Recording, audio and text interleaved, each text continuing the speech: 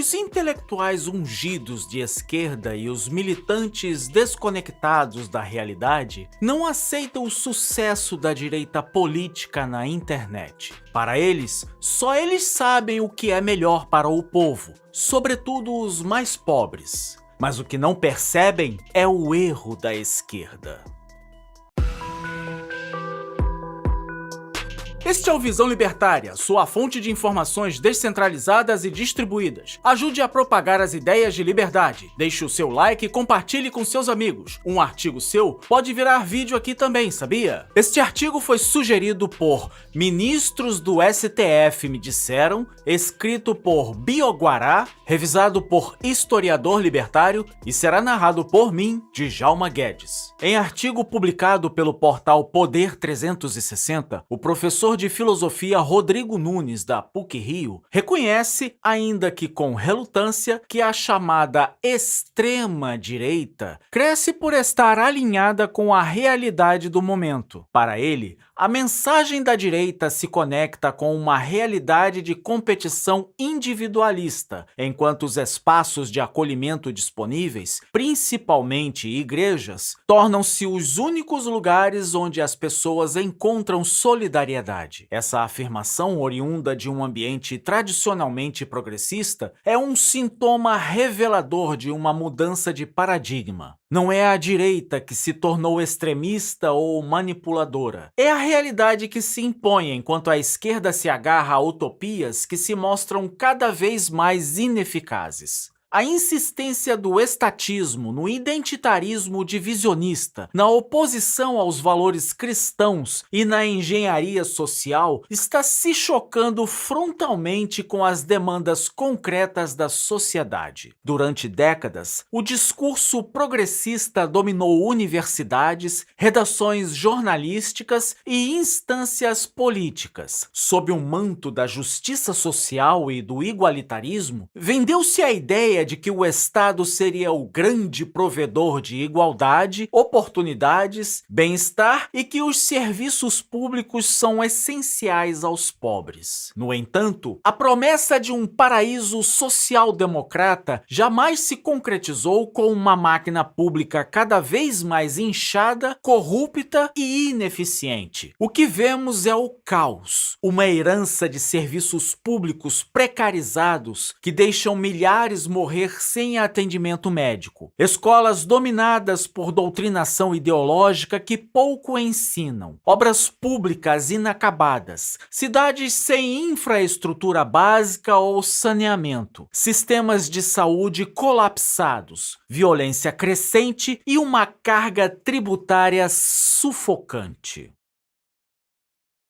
A esquerda se especializou em narrativas, mas falhou em oferecer resultados concretos. Pior, tentou disfarçar os fracassos institucionais com mais do mesmo. Mais intervenção estatal, mais regulação, mais controle sobre o cidadão comum e sempre busca um bode expiatório quando tudo dá errado. A conta inevitavelmente chegou. E foi a classe média, os empreendedores e os trabalhadores comuns que mais sofreram com a ineficiência, o aparelhamento e o autoritarismo disfarçado de solidariedade. O que temos é um governo que desvaloriza nossa moeda e aumenta a carga tributária ano sim e o outro também. Por isso, o custo de vida está extremamente elevado. Hoje, infelizmente, o jovem não consegue comprar um carro de entrada, pois os preços estão fora da realidade do cidadão médio. Isso sem falar que adquirir uma casa se tornou algo praticamente impossível num país que afasta investimentos e encarece os preços dos bens e serviços todos os meses. Isso está pesando muito na vida do cidadão brasileiro que, após décadas de PT e discursos demagogos, não viu uma mudança substancial na sua vida. O crescimento da direita, e não de uma extrema-direita caricata, como insistem os progressistas, que rotulam todos de fascistas, não se dá por manipulação midiática ou populismo barato. Ele decorre de um reencontro da sociedade com os valores fundamentais que sustentam o progresso genuíno: liberdade individual, responsabilidade pessoal, segurança jurídica, livre mercado, trabalho honesto, valorização da família e limitação do poder do leviatã estatal. A população começa a perceber que a direita, especialmente em sua vertente conservadora e libertária, oferece respostas reais para problemas concretos. O cidadão comum não quer ser dividido em categorias identitárias, nem ser culpado por privilégios estruturais. Tampouco quer ver seus filhos sendo doutrinados em universidades e se tornando militantes desocupados e ignorantes. Ela quer segurança para trabalhar, criar os filhos, empreender e viver com dignidade. E é justamente esse tipo de liberdade e não a liberdade definida por burocratas que a direita defende. Esse fenômeno não é exclusivo do Brasil. Em diversos países, o avanço de lideranças que rejeitam o modelo intervencionista estatal revela uma tendência mundial. Vejamos o caso de Javier Milei na Argentina. Chamado de radical e até de louco, foi eleito com ampla maioria ao prometer cortar ministérios, reduzir o peso do Estado e devolver ao cidadão o protagonismo econômico. Milei não venceu por extremismo, mas por coragem de dizer aquilo que muitos sentem, mas poucos têm coragem de expressar. O Estado atrapalha e apenas rouba o povo. E na Argentina, isso estava mais do que claro após décadas de gestões de políticos peronistas que destruíram a economia e o poder de compra da moeda do país. Na Europa e nos Estados Unidos, movimentos conservadores e libertários também ganham força graças à livre circulação de ideias na internet, da mesma forma que o Brasil. Na Itália, Giorgia Meloni chegou ao poder com uma plataforma que valoriza a família, a soberania nacional e a rejeição à agenda globalista. Nos Estados Unidos, o retorno de políticas conservadoras ganha cada vez mais apelo, com governadores como Ron DeSantis promovendo leis que defendem a liberdade educacional, combatem ideologias radicais nas escolas e protegem a liberdade de expressão. O cidadão médio, antes indiferente à política ou influenciado pela retórica dominante numa época em que as grandes mídias monopolizavam o discurso, agora está despertando. O fracasso do modelo progressista não pode ser mais ignorado, pois seus erros são grotescos. Quando o filho não aprende a ler em uma escola pública repleta de ativismo ideológico, quando a violência torna-se rotina, quando o empreendedor é sufocado por impostos e burocracia, a ideologia cede lugar ao senso prático. O discurso libertário e conservador prospera justamente porque se ancora em fatos, não em abstrações que são típicas de professores de filosofia, sociologia e história que apenas leem autores tão malucos quanto eles. Estamos vivendo uma revolução do bom senso, na qual o que antes era considerado normal, mas foi perdido, está voltando a ser visto como verdadeiro. Como, por exemplo, o fato de que só existem dois sexos, masculino e feminino. Sim, foi preciso o presidente dos Estados Unidos falar isso para o mundo, por incrível que pareça.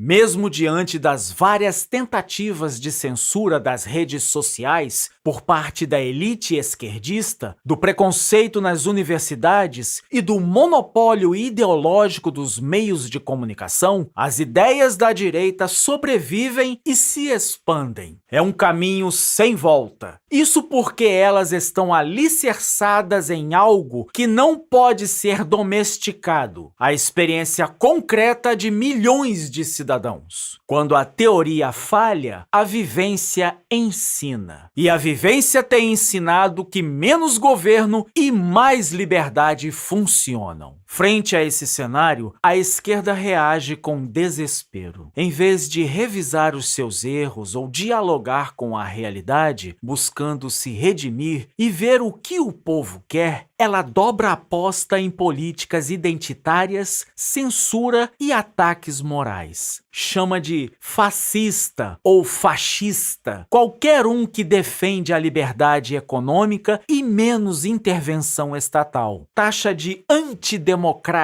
quem questiona os abusos do judiciário e constantes violações da lei para prender pessoas inocentes. Demoniza quem acredita em valores tradicionais e em Deus. Essa é a aberração woke, que tem destruído a sociedade ocidental durante anos. Esse comportamento não revela força, mas fraqueza. A esquerda perdeu o monopólio do discurso e, com isso, perdeu também a capacidade de ditar os rumos da sociedade sem oposição. Assim, seus militantes têm se tornado cada vez mais histéricos e intolerantes. A reação, então, é emocional, agressiva e desconectada do cotidiano das pessoas. Em vez de oferecer alternativas concretas, a esquerda se isola em bolhas de militância, reproduzindo dogmas que já não convencem nem mesmo parte de sua base. Um dos maiores erros da esquerda contemporânea é reduzir toda a discordância política a uma questão moral. Quem pensa diferente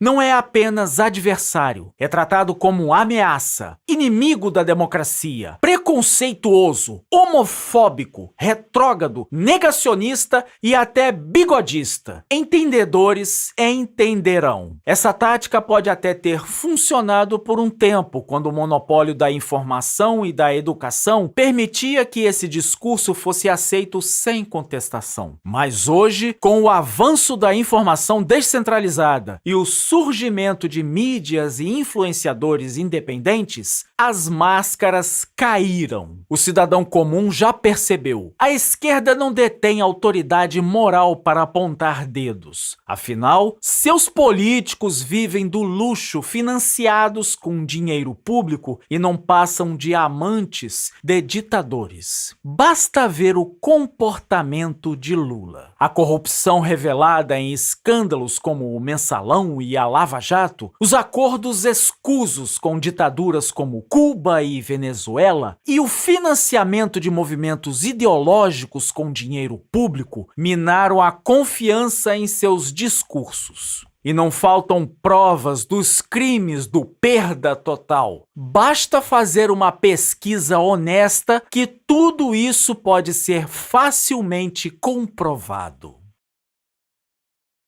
Como engenheiro agrônomo com experiência internacional, eu, autor deste artigo, posso atestar que o setor agropecuário brasileiro resistiu ao esquecimento e ao preconceito ideológico que sofreu por anos. Atacado por ambientalistas radicais e por políticas mal formuladas, o agro mostrou-se essencial para a criação de riqueza e geração de renda, além da questão da segurança alimentar. Ainda assim, o setor do agronegócio tem sido hostilizado por governos que preferem agradar ONGs estrangeiras a defender o produtor nacional. A defesa do agronegócio pela direita não é um mero capricho ou fascismo, como adora apontar os militantes de esquerda. Se trata de uma escolha racional. O morador do campo, assim como o cidadão urbano trabalhador, exige menos impostos, menos burocracia e mais liberdade para produzir. O Brasil que dá certo está longe dos gabinetes climatizados de Brasília. Está na lavoura, na pequena empresa, na escola particular, no empreendedor que não desiste. Essa é a realidade de milhões de trabalhadores que não se veem representados por políticos demagogos, populistas, corruptos e hipócritas.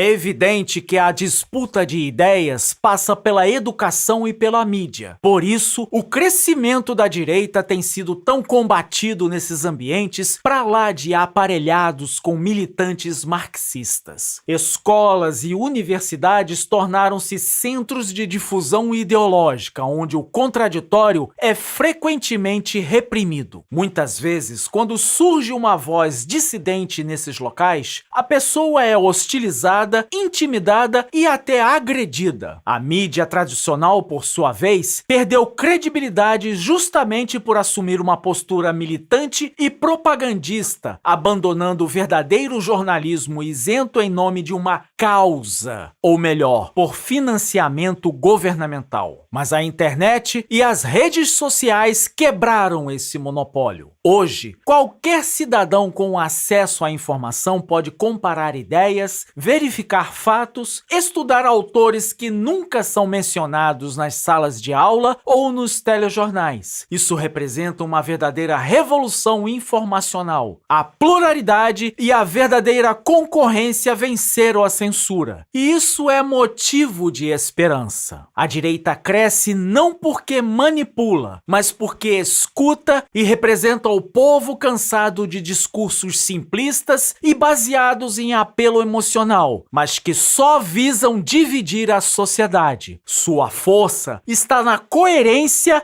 entre discurso e prática, entre teoria e realidade. Enquanto a esquerda permanece refém de teorias fracassadas e nunca superadas, se isolando no ambiente acadêmico, a direita oferece uma visão de mundo baseada na liberdade, na responsabilidade e na dignidade humana. Não tem como negar que a realidade não perdoa. Ela revela os limites das utopias e expõe a fragilidade dos discursos vazios. E é por isso que, diante de uma sociedade que clama por soluções reais, a direita avança cada vez mais e ameaça o status quo socialista. E enquanto isso, a esquerda, perdida em suas contradições, apenas observa, perplexa, desorientada e cada vez mais irrelevante. Obrigado pela audiência. Esse é um canal colaborativo. Participe você também. Cadastre-se agora mesmo no nosso site visãolibertaria.com e envie seus artigos por lá. Nossos colaboradores recebem recompensas em Bitcoin. Inscreva-se no canal e clique no botão da campainha para ser avisado de novos vídeos. Até a próxima! E deixo aqui uma frase de Ayn Rand. Você pode ignorar a realidade, mas não poderá ignorar as consequências de ignorar a realidade.